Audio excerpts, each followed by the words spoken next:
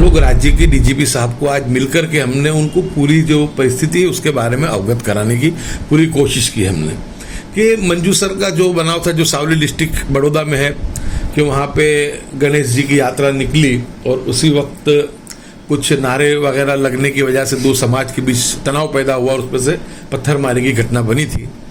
तो उस बात का हमने जिक्र किया और उनको बताया कि उसके अंदर सिर्फ एक ही पक्ष यानी मुस्लिम पक्ष के खिलाफ ही एफआईआर बनी है, जबकि दंगा या फसाद जो कोई भी होता है तो उसमें दोनों लोग शामिल होते हैं। तो यानी ये हिंदू मुस्लिम का सवाल नहीं है। हम तो ये हिंदू मुस्लिम हमारे मुंह से बोलना भी हम तो उसको गुनाह समझते हैं। हम तो ये कहते हैं कि जो भी गुनहगार है उसका कोई मजहब धर्म नहीं होता है। और आपके माध्यम से भी हम लोगों को ये इतनी अपील करेंगे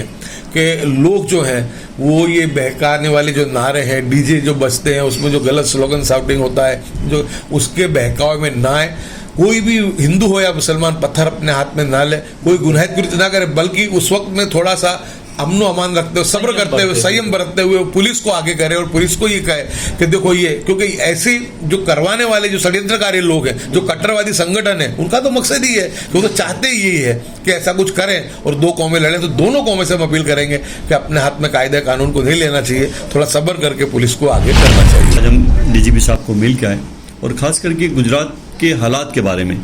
वैसे तो गुजरात के हालात के बारे में डीजीपी साहब खुद अच्छी तरह से जानते हैं, लेकिन कुछ दिनों से जिस तरह से जो दो कौमों को लड़ाने के लिए जो संस्थाएं काम कर रही है और आपस के अंदर कोई जुलूस निकलता है, कोई धार्मिक यात्राएं निकलती है, उस वक्त जिस तरह से जो नारे बुलाए जाते हैं,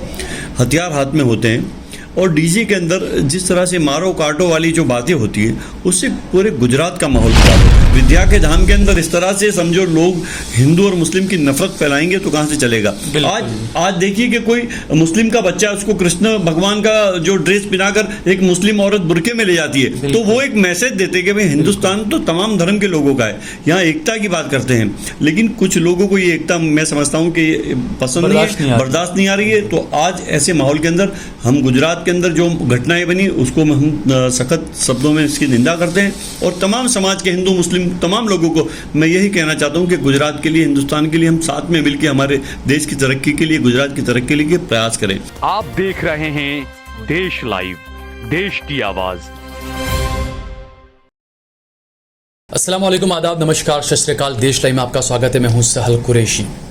दोस्तों, गुजरात में कुछ ऐसी घटनाएं पिछले दिनों में हुई जो सोशल मीडिया पर हर जगह पर नजर आई और कई ऐसे इलाके हैं जहां पर आदिवासियों के इलाके थे जहां पर इस तरह की घटनाएं पहले कभी भी नहीं हुआ करती थी। लेकिन पहली बार ऐसा हुआ कि सेलम्बा, नर्मदा, उसके आसपास बरोड़ा और कई जगहों पे इस तरह की घटनाएं हुई। यात्राएं निकाली जाती थी क्योंकि ये शौर्य यात्रा और इस तरह की यात्राएं पहले नजर नहीं आती थी, लेकिन पिछले कुछ सालों से एक नया अजीब सा चलन चला कि यात्राएं निकलती है। और बिल्कुल अगर आपकी कोई धार्मिक यात्रा है आप निकालें, इसके लिए कोई इनकार नहीं है, कोई मना नहीं है, लेकिन बिना परमिशन के यात्राएं निकाली जाए और उसके बाद मुस्लिम इलाकों में जानबूझ के उत्पात मचाया जाए, इस तमाम हरकतें जो की जाए, कोई हिंदू कोई मुसलमान ऐसा नहीं चाहता। लेकिन ये जो घटनाएं हुई सेलम्बा में, इसके अलावा बरोड़ा के पास में, सावली में, जहां पर कई सारे मुसलमानों के मकान जलाए गए, लूटे गए, दुकानें लूटी गई और इस तरह का माहौल पैदा कर दिया गया कि उस इलाके के अंदर सिर्फ महिलाएं बची है जो काफ़ी डर में हैं, काफ़ी भय में हैं। उनके घर के मर्द या तो फरार हैं या पुलिस उन्हें गिरफ्तार करके ले गई है। ये तमाम घटनाओं के बीच में पुलिस को लेकर भी कई सवाल उठे कि पुलिस या कार्रवाइयां कैसी रही। अब तक ये खबरें आ रही थी कि क्रॉस एफआईआर भी मुसलमानों की तरफ से नहीं ली गई, मुसलमानों के शोरूम्स लूटे गए, दुकानें लूटी गई, उसके बावजूद भी उनकी एफआईआर नहीं ली गई। इसी बात को लेकर जो कांग्रेस के पूर्व विधायक है ग्यासुद्दीन शेख साहब और कांग्रेस के विधायक इमरान खेड़ावाला साहब, जिन्होंने आज डीजीपी से मुलाकात की और डीजीपी से जो जो चीज़ें होनी चाहिए कानूनी तौर पर, क्या क्या मांगे की, किस तरीके की मुलाकात रही, क्या असर होगा पुलिस पर और उस इलाके पर इस मुलाकात का, इस बारे में हम बात करेंगे। सबसे पहले ग्यासुद्दीन शेख साहब से हम बात करेंगे। ग्यासुद्दीन साहब, बहुत बहुत शुक्रिया कि आप अक्सर एक तो ये कि इंसाफ के लिए दौड़ते हैं और दूसरा हमें भी अब अपना वक्त देते हैं, इसके लिए आपका बहुत बहुत शुक्रिया। यासु भाई, जो पूरा माहौल जो बना हुआ है देश का और गुजरात का, वो इलाके जहां पर कभी हिंदू मुसलमान की नफरत नहीं हुआ करती थी, आदिवासी बेल्ट में और इन जगहों पे।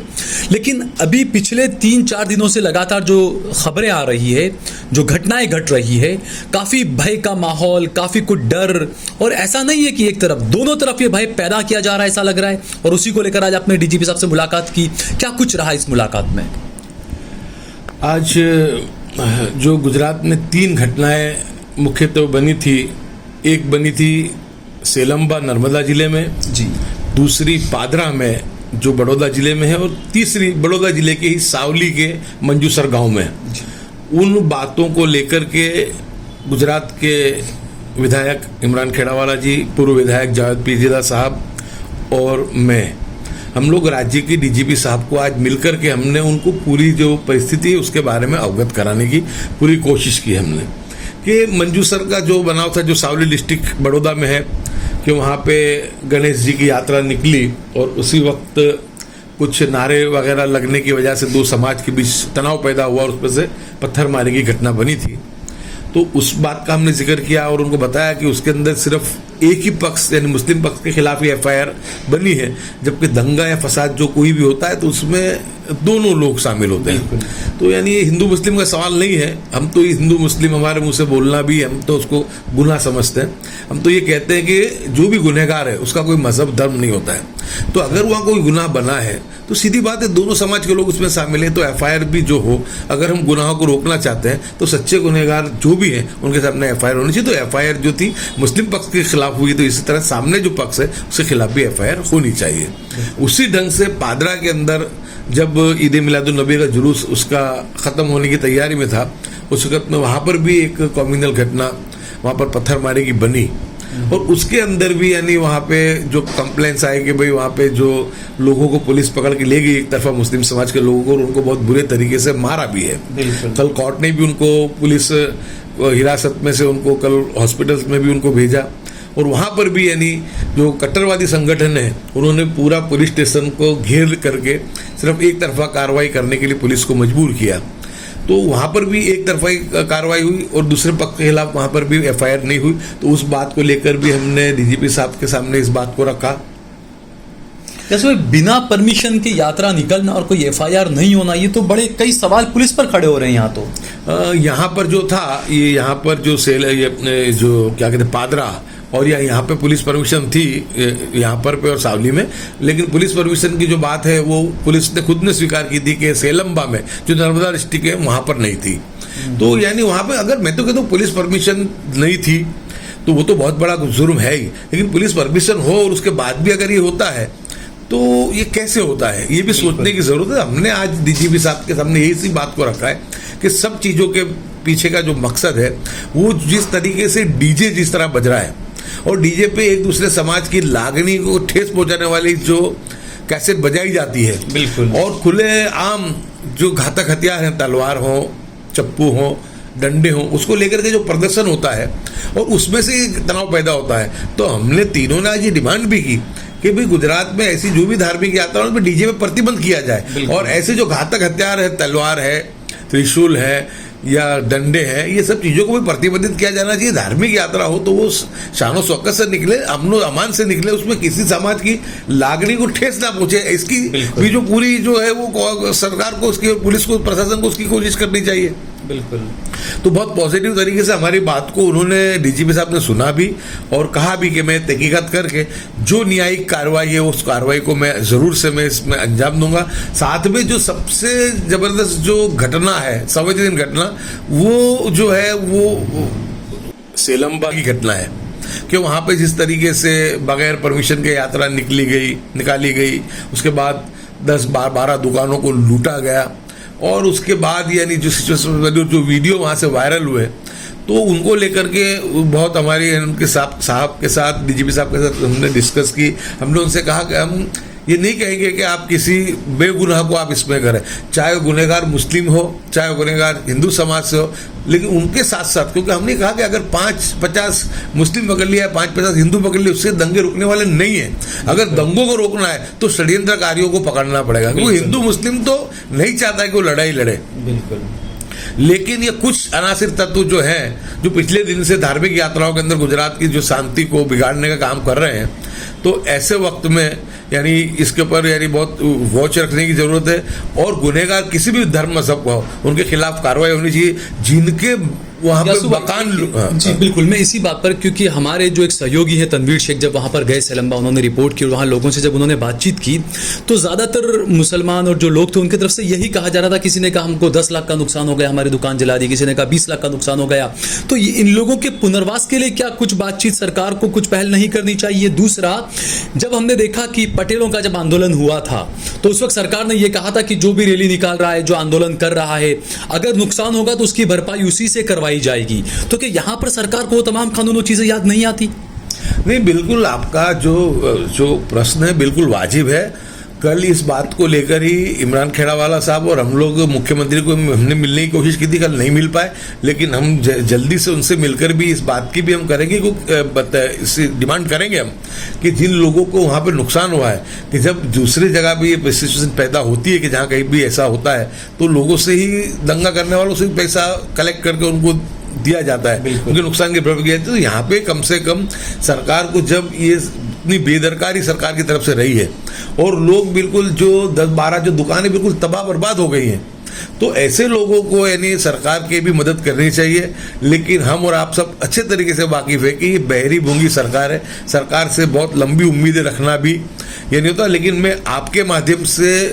लोगों को भी अपील करूंगा, गुजरात के अंदर जो सामाजिक संस्थाएं हैं, जो सेवा करने वाले लोग हैं, मैं उनसे भी कहूँगा कि वहाँ पे बहुत जो ये है संबेला, उसमें बहुत ही गरीब आबादी है और जो दुकानदार भी वो छोटे किस्म के दुकानदार हैं, 1-2 बड़े भी थे उसके अंदर। तो वहाँ पर लोगों को ऐसे भी समाचार आ रहे हैं कि खाने पीने का भी प्रॉब्लम है।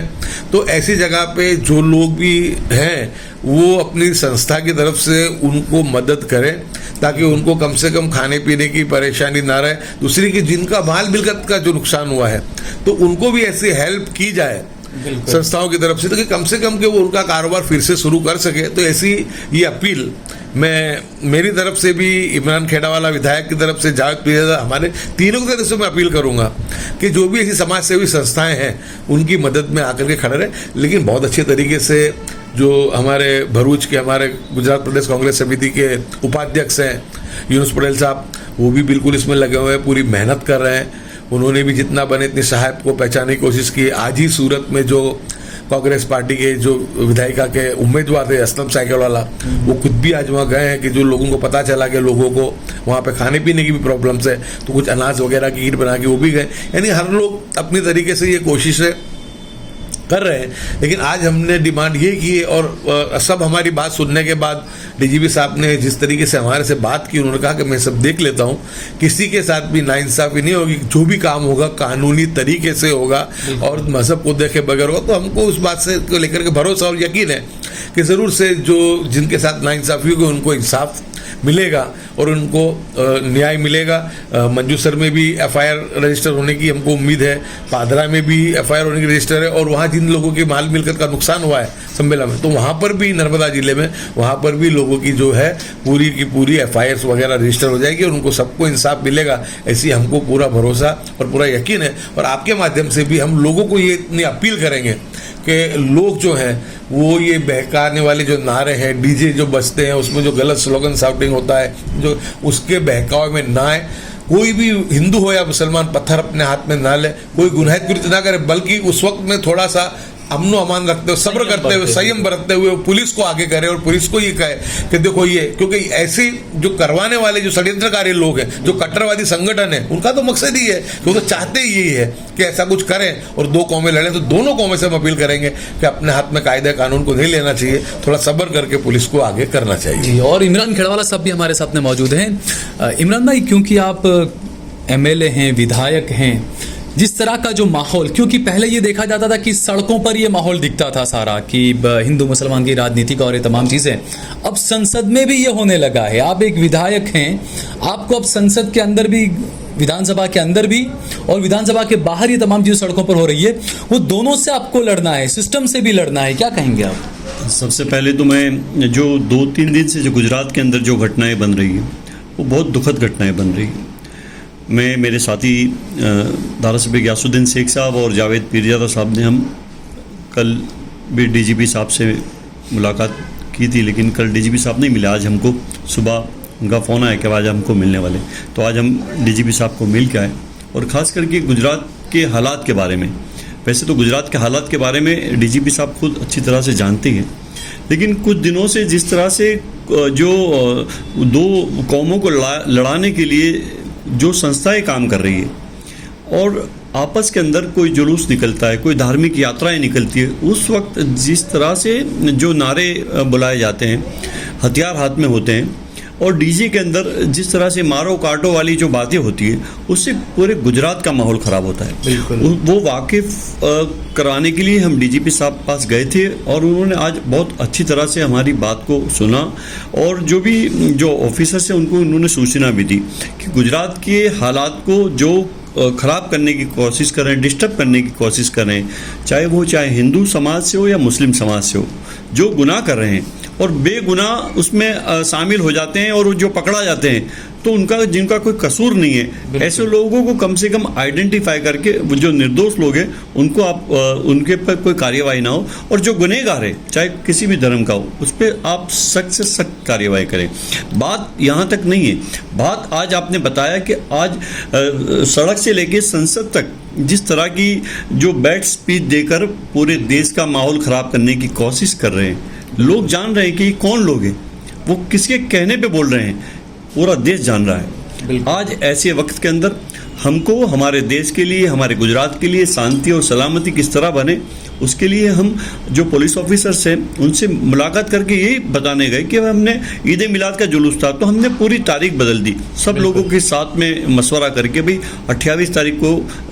गणेश विसर्जन है और 29 तारीख को हम लोग ईद मिलाद निकालेंगे, दोनों एक ही दिन आते थे। तो पूरी तारीख चेंज कर दी, एक दिन चेंज कर दिया कि गुजरात के अंदर और पूरे हिंदुस्तान के अंदर शांति बनी रखे। लेकिन जिन लोगों को शांति बनानी नहीं है, जिनको बैड स्पीच दे के पूरे गुजरात के और पूरे हिंदुस्तान के माहौल ख़राब करने, ऐसे लोगों पे सख्त से सख्त कार्रवाई होनी चाहिए। बिल्कुल। गुजरात की जो घटनाएं बनी, अलग अलग जगह की घटनाएं बनी है, वहाँ मुस्लिम समाज के अंदर जो लोगों को, जो निर्दोष है, उन लोगों की दुकानें जला दी, किसी के घर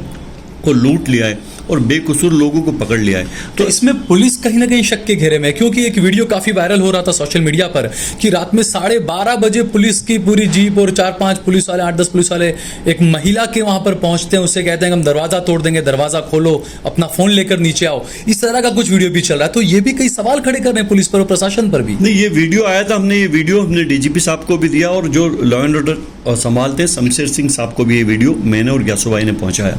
कि इस तरह का माहौल, खौफ वाला माहौल, खौफजदा माहौल खड़े करने की कोशिश पुलिस की तरफ से भी होती है, तो ये कभी बर्दाश्त के काबिल नहीं है। गुनहगार है उसको आप पकड़ो, उसको सजा दो, लेकिन जो इंसाफ मांग रहा है तो उसको इंसाफ तो देना पड़ेगा। जो इंसाफ सरकार से मांगेगा और किससे मांगेगा, सरकार से मांगेगा ना इंसाफ। अब सरकार के अधिकारी जब इंसाफ नहीं दे सकते तो फिर ऐसे वक्त के अंदर जो बड़े अधिकारी हैं उनको हमारे को ये चीज़ को बताना पड़ेगा कि भाई ये चीज़ आपके नीचे हो रही है तो इसको आप कंट्रोल करो। तो ये चीज़ आज 2-3 दिन से हो रही थी, तो इसके लिए डीजीपी साहब को हमने खास करके ये सब चीज़ें बताई। अच्छा, आज स्कूल का जो मामला हुआ उस मामले को भी आपने उठाया कि बच्चों को बताया जा रहा था कुछ धर्म के बारे में, उसको लेकर एबीवीपी के जो गुंडागर्दी की गई। ये अहमदाबाद की स्कूल का जो घाटलुड़िया का बनाव, वो बारे में मैंने और ग्यासू भाई ने बताया कि ये बनाव जो बनाए, अब स्कूल तो ऐसा है जहाँ स्कूल के अंदर सबको विद्या, जिसको सरस्वती देवी कहते हैं, विद्या की देवी यानी सरस्वती, जब सरस्वती देवी के मंदिर के अंदर जब इस तरह से एक स्पेशल वो एक पीरियड होता है, शिक्षक, हाँ, एक पीरियड होता है कि उसमें तमाम धर्म क्या किस तरह से अपना धर्म मनाते हैं,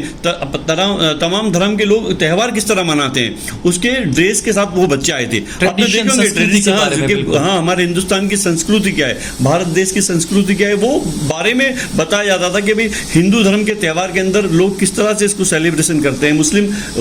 ईद के दिन क्या करते हैं, क्रिश्चियन लोग क्रिसमस के दिन क्या करते हैं, सिख लोग अपना त्यौहार कैसे मनाते हैं। वो ड्रेस के साथ बच्चों को उनके वाली, उनके पेरेंट्स की इजाज़त के साथ उनको वहाँ बुलाया गया था। लेकिन वहाँ पर ऐसे जो एबीवीपी के जो लोग थे और कई लोग संस्थाएं जो ऐसे लोग जाकर स्कूल के टीचर को मारते हैं। और उसमें एफआईआर भी और नहीं हुई। उसमें एफआईआर के लिए हमने डीजीपी साहब को बोला तो उन्होंने भी बोला कि नहीं, ये बहुत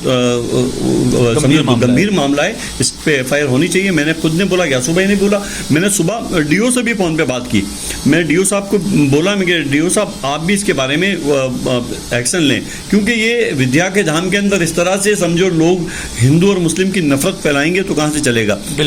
आज देखिए कि कोई मुस्लिम का बच्चा, उसको कृष्ण भगवान का जो ड्रेस पहनाकर एक मुस्लिम औरत बुरके में ले जाती है, तो वो एक मैसेज देते हैं कि भाई हिंदुस्तान तो तमाम धर्म के लोगों का है, यहाँ एकता की बात करते हैं। लेकिन कुछ लोगों को ये एकता मैं समझता हूँ कि पसंद नहीं है, बर्दाश्त नहीं आ रही है। तो आज ऐसे माहौल के अंदर हम गुजरात के अंदर जो घटनाएं बनी उसको हम सख्त शब्दों में इसकी निंदा करते हैं, और तमाम समाज के हिंदू मुस्लिम तमाम लोगों को मैं यही कहना चाहता हूँ कि गुजरात के लिए, हिंदुस्तान के लिए हम साथ में मिलकर हमारे देश की तरक्की के लिए, गुजरात की तरक्की के लिए प्रयास करें कि काश हमारे मुल्क में ऐसी फिजा बने, काश हमारे मुल्क में ऐसी फिजा बने, मंदिर जले तो रंज मुसलमान को भी हो, पामाल हो न पाए मस्जिद की आबरू, ये फिक्र मंदिर के निगहबान को भी हो। आज बहुत अच्छा ये शेर है, उस पर फिट होता है। तो मैं आप सबसे, आपके चैनल के जरिए मैं सबको यही शांति की अपील करता हूँ कि लोग शांति रखें और हमारे देश के लिए, गुजरात के लिए अमन अमान और शांति के लिए दुआएं करें। जी इमरान भाई, बहुत शुक्रिया। गया सुबह एक बार और आपसे इस बारे में थोड़ी सी मुझे बात करनी थी कि जैसे अब इमरान भाई ने जो बताया कि स्कूल के अंदर जो घटनाएं हुई, पिछले कई दिनों हमने देखा, पिछले कुछ महीने पहले भी इस तरह की कुछ खबरें आई थी कि पुलिस खुद संज्ञान लेकर, पुलिस खुद एफआईआर दर्ज करे ऐसी घटनाओं में, लेकिन उसके बाद भी पुलिस अब तक इंतजार करती है कोई एफआईआर करवाने आएगा, उसके बाद ही हम एफआईआर करेंगे। तो ये सिस्टम कहीं ना कहीं बहुत ज्यादा लचर नजर नहीं आ रहा है। सिस्टम, मैंने आपको पहले भी कहा कि 156 सीट गुजरात में जब से आई है, उस वक्त से इतना जबरदस्त दबाव अधिकारियों पे इनका बन गया है कि उनको न्याय तरीके से काम करने भी नहीं दिया जाता है। मैं आपको बहुत दावे से कह सकता हूँ कि मेरे गुजरात की जो पुलिस है वो बहुत मजबूत है, बहुत सक्षम है। अगर उस पर राजकीय पॉलिटिकल दबाव ना बने, कट्टरवादी संस्थाओं से अगर दबाव अगर ना बनाए, तो मैं ये मानता हूँ कि पत्थर तो बहुत दूर की बात है, कंकरी भी इस गुजरात में गिर नहीं सकती है। लेकिन बहुत दुख के साथ कहना पड़ता है कि पूरे तंत्र को जो था वो इन्होंने एकदम दबोच कर रख दिया है। और जो टोलाशाही वाला जो मामला चलाया है इन्होंने, कि जहां कहीं भी कोई ऐसा प्रॉब्लम हो तो कट्टरवादी संस्था के लोगों का वहां पहुंच जाना 2-3 हज़ार की तादाद में, और अधिकारियों को घेराव करके और पॉलिटिकल ऊपर से प्रेशर करवा के जो उनकी मनमानी करवाते हैं, मैं मानता हूँ इससे फायदा नहीं होगा। ये घटनाएं देखो तुम, जो बन रही है, ये घटनाएं बहुत ही गंभीर घटनाएं हैं। पुलिस को बिल्कुल अब प्रशासन को समझ लेना चाहिए कि सरकार की नीयत नहीं है। पुलिस को अपनी मॉरलिटी बताते हुए अब सख्त कदम इसमें उठाने ही पड़ेंगे उनको। और मीडिया को भी मैं कहना चाहूंगा, आपके माध्यम से उनको भी विनती करूंगा कि मीडिया के लोग भी जो है वो अब इस बातों को लेकर के उजागर करें कि ये जो षड्यंत्र और ये जो माहौल बन रहा है, और ये एक तरीके से जिस तरीके से कि गुजरात के अंदर लोगों के मन में बात बनती जा रही है कि आने वाले दिनों में कहीं बहुत बड़े कोई फसाद इस गुजरात में ना हो जाए, तो इन चीज़ों को मद्देनजर रखते हुए पुलिस को अब मजबूती के साथ ऐसी कट्टरवादी संस्थाओं के दबाव में आए बगैर उनके सामने एफआईआर भी लॉन्च करनी चाहिए और कड़े से कड़े कार्रवाई भी करनी चाहिए। एक आखिरी सवाल, ये उंधेला का एक मामला हुआ था पिछले साल, क्योंकि अभी दोबारा नवरात्रि आने वाली है, नवरात्रि के वक्त कुछ घटनाएं हुई थी पथराव वगैरह की, और वहां पर 7-8 मुसलमानों को बांधकर पुलिस ने मारा था। हाईकोर्ट के अंदर मुजाहिद नफीस हैं जो इस मामले लेकर गए हाईकोर्ट में। हाईकोर्ट ने 4 पुलिस वालों को नोटिस जारी किया, उनके खिलाफ जो है वो अब तमाम बुरी प्रक्रिया हो चुकी है, अब उनके खिलाफ क्या क्या आरोप लगेंगे और तमाम चीजें होगी। तो उसमें 4 पुलिस वालों को नोटिस जारी किया गया, हलफनामा दाखिल करें। तो पुलिस को लगातार हाईकोर्ट से फटकार भी लगती रही अलग अलग मामलों में, उसके बावजूद भी ये तमाम चीजें, तो यानी आप ये कह रहे हैं कि सिर्फ पॉलिटिकल प्रेशर ही अधिकारी पर और सब पर रहता है। बिल्कुल, यानी हम देख रहे हैं पूरे हिंदुस्तान में जिस तरीके की फिजा बनी है कि जहां दंगा रोकने की कोशिश उत्तर प्रदेश में एक अधिकारी ने की, आईपीएस अधिकारी थे, कि उन्होंने दंगा रोकने नहीं दिया और दंगाइयों को तुरंत पकड़ लिया। रातों रात योगी सरकार ने उनकी उस जगह से तबादला कर दिया, उनकी बदली कर दी गई। नूह मामले में हमने देखा था कि एक बहुत अच्छा जो मौलवी था, कि जिनका एक वीडियो भी बाहर आया था उस मौलवी साहब का, और उसके अंदर वो इतनी प्यारी नज़म पढ़ रहे थे हिंदू मुसलमान के भाईचारे पे। ऐसे आदमी की भी जब कत्ल हुई तो उस वक्त में भी वहाँ पे एक अधिकारी थे, उन्होंने तुरंत ही 3 या 4 जो थे असामाजिक तत्व उनको तो उनकी धरपकड़ कर ली, उनको दबोचा, उनकी भी तात्कालिक बदली कर दी गई। यानी ये सरकार ऐसा मैसेज देना चाहती है कि जो हमारी भगिनी संस्थाएं, जो हमारे संगठन के लोग करना चाहते हैं उनको करने दो। अब हमारे लिए कायदा कानून कुछ नहीं है, हम जो बोले वही कानून, हम जो बोले वही कायदा। और ये चीज बहुत जबरदस्त घातक है कि देश में अंदर संविधान को जो था ताक पे रखने की कोशिश हो रही है और लोगों की जान के साथ ये जो खिलवाड़ जो चल रहा है, मैं मानता हूं कि ये बहुत भयावह है। और सरकार को कम से कम अभी सोचना चाहिए कि इसके दुष्परिणाम आने वाले दिनों में भी हमको बहुत नहीं तो गंभीर तरीके से भुगतने पड़ेंगे। ठीक है, क्या सुबह इमरान भाई, आप दोनों का बहुत बहुत शुक्रिया, आपने हमसे बातचीत की। और जो घटनाएं घट रही है, जो चीजें हो रही है, दोनों ही पूर्व विधायक साहब ने दोनों ने अपील की जनता से। और ये हकीकत है कि लोगों को खुद इस चीज को समझना चाहिए कि ना हिंदू लड़ना चाहता है, ना मुसलमान लड़ना चाहता है, तो वो कौन है जो लड़वाना चाहते हैं। और उन्हीं के तक जो है वो ये जो संस्थाएं जो काम कर रही है, जो पुलिस, जो प्रशासन है, उनको खुद को इन चीजों को देखना चाहिए कि आखिरकार जड़ कौन है, कहां से ये तमाम चीजें शुरू हो रही है।